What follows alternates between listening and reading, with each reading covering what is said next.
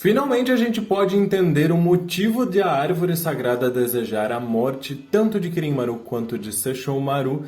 O que está acontecendo nesse episódio número 21 da segunda temporada, que equivale a um total de 45 episódios. E é isso que a gente vai falar hoje. Tem várias coisas: Osamu Kirin, Riku, Rion, as meninas na era moderna tentando voltar para a era feudal. Aguenta aí que tem muita coisa. Tem discussão, tem teoria e, como eu disse, essa resposta finalmente veio da árvore sagrada. Então continua até o final. Olá meus queridos, eu sou Avalon das páginas Avalon Geek e depois de um pequeno hiatus aqui no canal, porque nós não tivemos um episódio em uma semana, e na semana seguinte quem não estava aqui para poder gravar essa análise para vocês, então a gente fez uma live durante a semana, que foi muito legal, inclusive, muito obrigado por todo mundo que participou. Estamos aqui com mais um episódio, mais uma análise gravada para vocês, então vocês já sabem, vocês me ajudam muito, me incentivam muito, deixando o seu like e já comentando aí qual a sua cena favorita desse episódio.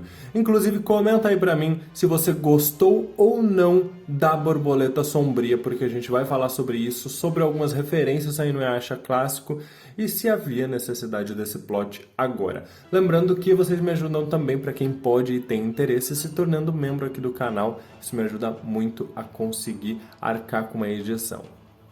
Então vamos logo passar para algumas considerações. Eu vou tentar não me estender muito nessa análise aqui, mas eu já quero começar falando com vocês sobre Osamu Kirin. Osamu Kirin para mim está se tornando um personagem muito bom, ele está crescendo muito à medida que os episódios estão passando, esses últimos principalmente, onde ele teve um pouco mais de destaque. Eu disse para vocês no episódio número 43 que ele parecia ser alguém bem diferente de Kirin-Maru, alguém bem gentil, e ele estava ali dando uma força para as meninas destruírem o cometa. No episódio seguinte a gente ficou um pouco em dúvida das reações dele, porque ao mesmo tempo que ele continua incentivando e orientando as meninas sobre como destruir o cometa, a gente viu que no final ele roubou a espada da Toa e o cometa e foi para a Era Feudal, gerando um monte de interrogações na nossa cabeça. E nesse último episódio a gente descobriu um pouco mais do plano dele.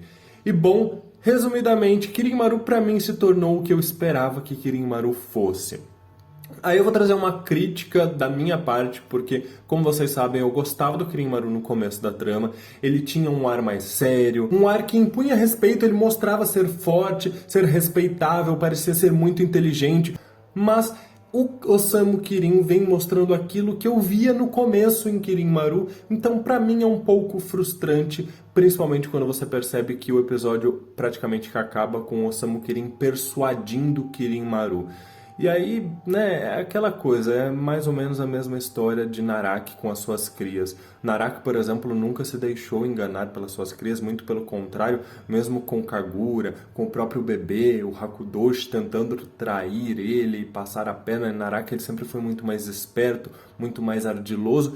Então é um pouco decepcionante ver aqui quão Kirin-Maru é sentimental e ao mesmo tempo tolo e egoísta, porque ele se deixou levar pelas palavras de Osamu Kirin, colocando Arion, argumentos sobre ele querer se tornar mais poderoso, usando a culpa que ele carrega pela morte de Arion, tudo isso para fazer com que ele fosse enfrentar Sesshomaru. Mas, ok, é plausível essa emoção, essa chantagem emocional. Osamu Kirin é muito inteligente, muito esperto, mas eu fiquei um pouco decepcionado com o Kirin-Maru por novamente ele mostrar que ele não é aquilo tudo que parecia no começo. Ele é muito ingênuo, inclusive, ou a gente pode falar burro mesmo, sei lá. Osamu Kirin também conseguiu persuadir Arion, o que eu achei bem interessante, porque ele usou da fraqueza dela, digamos assim, por ter uma memória afetiva, por ter um carinho muito grande com seu pai, fazendo com que ela projetasse a figura paterna que ela tanto amava no próprio Osamu Kirin. Ela chega a comentar na sensação, no cheiro dele. Inclusive, o Osamu Kirin usa palavras, ele se refere em alguns momentos como se ele se sentisse culpado, como se ele prometesse a felicidade para Arion, assumindo de fato essa figura paterna para que ela então concordasse com os planos dele e confiasse nele como ela confiava antigamente em seu pai. Inclusive achei muito inteligente do roteiro em usar a própria fala da Arion quando ela explicou para as Yashahines alguns episódios atrás sobre como Kirin Maru traria a era decadente e os animais, as flores, tudo que ela tanto amava iria ser destruído, como Osamu Kirin usa essa mesma fala para reforçar o quanto ele gostaria de proteger aquilo e como a Rion pode fazer isso, contanto que ela entrega aquele poder para o Cometa Sombrio. Então achei realmente muito inteligente, tanto da parte do roteiro aqui, quanto da parte do Osamu Kirin, e eu falo do roteiro por reaproveitar essas falas, por fazer esse gancho. Inclusive, não posso deixar de comentar que desde o início desse episódio, Osamu Kirin parecia estar usando as Hanseiken para absorver a energia dos yokais e mandar para o cometa. Então para ele foi muito cômodo quando a Rion apareceu com a energia do Monte Musubi. Então a princípio eu acho que ele não tinha essa pretensão de usar aquela energia. A Rion se tornar a borboleta não era uma surpresa, a gente já imaginava, a gente teorizou isso na análise da abertura, e muito obrigado para todo mundo que assistiu, comentou, que teorizou junto lá, é muito divertido isso. Mas eu confesso que como a gente ainda não tem uma explicação real do que é aquela situação do cometa, né? A gente teorizou que poderia ser Amatsu Mikaboshi, fica um pouco estranho, um pouco vazio ainda. Tá bom, tem uma borboleta gigante dentro do cometa, como o Osamu Kirin sabe disso, então vamos aguardar respostas melhores. Houveram algumas coisas que me incomodaram um pouquinho, como Kirin Maru sendo facilmente derrotado pelo Osamu Kirin, afinal, bem ou mal ele não passa de um braço, mas ok, ele estava cansado, mas ao mesmo tempo que agora ele vai brigar com o Sesshomaru, onde provavelmente ele vai mostrar um desempenho melhor. Então tem algumas coisinhas que eu vou ser meio cri-cri em reclamar aqui, mas num contexto geral eu gostei do episódio. A borboleta pra mim ainda é uma incógnita, no sentido de que eu não sei se eu gostei ou não, porque eu não sei se é uma entidade pensante ou não, simplesmente ela absorveu de bom grado Osamu Kirin e a Rion. Eu não sei exatamente quais os planos do Osamu Kirin com aquilo, a não ser que a princípio ele quis se livrar da ligação que ele tinha com a vida de Kirin Maru, o que é muito inteligente, inclusive confirma pra gente que o Riko continua ligado a isso. E aqui é onde eu vou falar um pouquinho para vocês do que eu interpreto que seja o verdadeiro motivo da fala da árvore sagrada lá no comecinho, no episódio 4 da primeira temporada, em dizer que as meninas precisavam matar tanto o Sesshomaru quanto os Kirin Maru.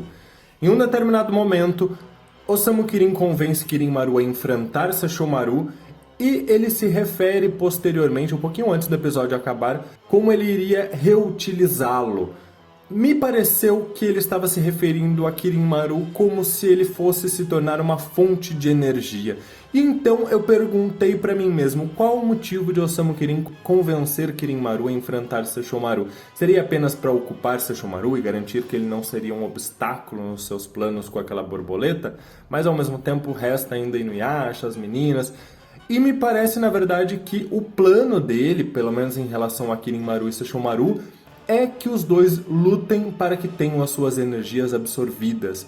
E isso faria a preocupação da Árvore das Eras em querer os dois mortos. Na verdade, Kirin Maru e Sesshomaru sendo os dois Daiyokais mais poderosos, dois yokais muito fortes e que consequentemente têm muita energia, podem acabar se tornando um perigo caso suas energias sejam absorvidas pela borboleta, porque, ao que parece, ela está absorvendo a energia dos yokais mais fracos próximos a ela. Então, talvez enquanto eles lutam e liberam essas energias, a borboleta lá em cima vai absorvendo tudo e vai se tornando cada vez mais forte.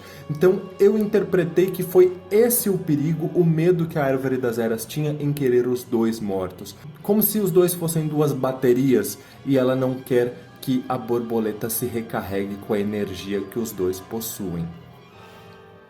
O episódio num todo foi bom, eu gostei da interação da família Higurashi com as meninas, achei que foi algo pontual porque a gente está num momento de urgência, mas gostei de como eles pareciam preocupados e ao mesmo tempo aliviado com algumas dores que já tinham sido resolvidas, como a Setsuna já conseguir dormir.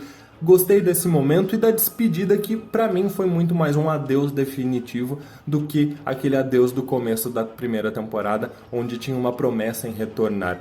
A cena da Towa se despedindo do Sota e vindo pra gente a imagem dela criança com ele mais novo, pra mim foi muito emocionante, porque é uma referência, uma demonstração de como de fato ele cumpriu a promessa dela em ajudá-la a encontrar a Setsuna, tanto que ele diz como ele está feliz que ela tenha encontrado a irmã. Eu achei muito legal porque meio que concluiu o ciclo dela de uma maneira muito bonita com a família Higurashi.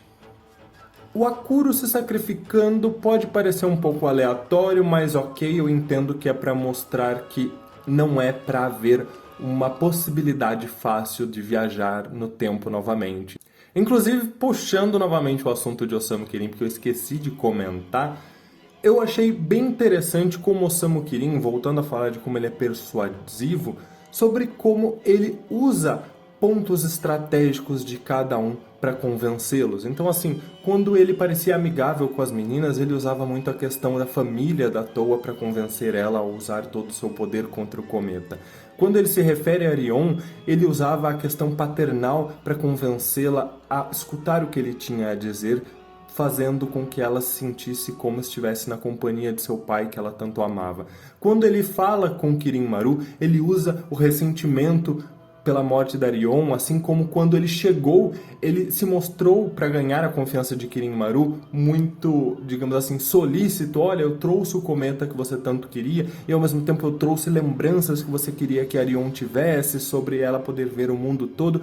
Eu acho que ele é um personagem muito inteligente, ele ficou esse tempo todo quieto, mas ele sabe muito bem como persuadir e como ele tem que lidar com cada personagem, onde ele tem que abordar com cada um, para fazer com que todos eles simplesmente não vejam maldade nele, simplesmente confiem nele. Ele não é exatamente o vilão que eu esperava e que eu gostaria de ver.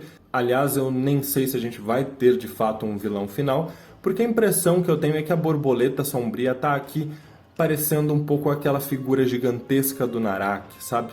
Então a gente tem um animal gigante, onde quem se aproxima acaba sendo morto, que acontecia com a aranha gigante, porque tinha um miasma muito poderoso. Aqui a borboleta absorvendo a energia dos yokais mais fracos.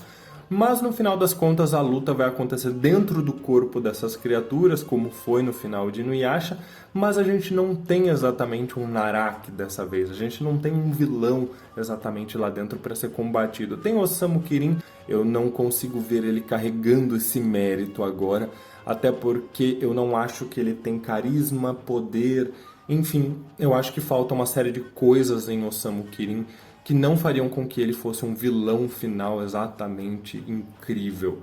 O que me faz pensar em escolhas de roteiro, como isso é um plot twist, mas ao mesmo tempo não é dos melhores.